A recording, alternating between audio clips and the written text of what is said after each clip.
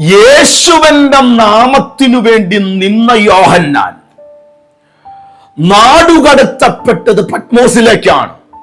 പത്മോസ് എന്ന് പറയുന്നത് ഭയാനകമായ അന്തരീക്ഷമാണ്. ആ ദ്വീപിലേക്ക് ആരും പോകുവാൻ ഇഷ്ടപ്പെടുന്ന അനുഭവമല്ല. എന്നാൽ ആ നാമത്തിനു വേണ്ടി അവൻ നിന്നതുകൊണ്ട് പത്മോസിലേക്കാണ് അവൻ മാറ്റപ്പെട്ടതെങ്കിലും അവൻ വിളിച്ചപേക്ഷിച്ച യേശു അവനെ കൈവിട്ടില്ല.